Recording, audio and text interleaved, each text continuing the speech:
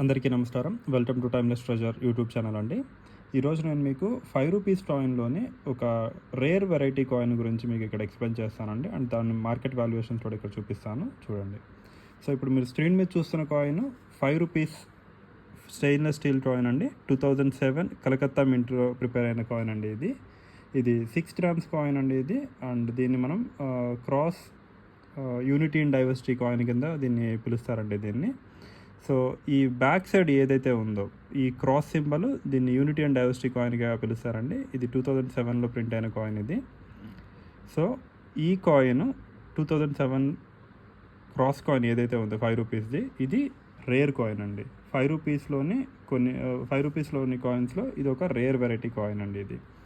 And దీంట్లో ఇక్కడ క్లియర్గా చూడండి, లయన్ కింద సత్యమేవ జయతి అని ఉంటుందండి. అది క్లియర్ విజిబిలిటీ ఉంటే ఈ కాయిన్ వాల్యూ యుఎన్సి కండిషన్లో అప్రాక్సిమేట్లీ 6,000 నుంచి 7,000 దాకా ఉందండి.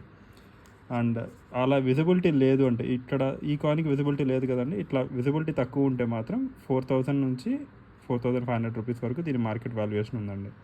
క్లియర్గా చూడండి, ఈ ₹5 కాయిన్ బ్యాక్ సైడ్ క్రాస్ ఉండాలండి. క్రాస్ ఉండి 2007 కాయిన్ అయితే మాత్రమే దీనికి వాల్యుయేషన్ అండి. ఇది సింగిల్ మింట్ కాయిన్ అండ్ ఇది ఓన్లీ 1 సంవత్సరంలో మాత్రమే మింట్ అయిందండి. దీని మింటేజ్ చాలా తక్కువ.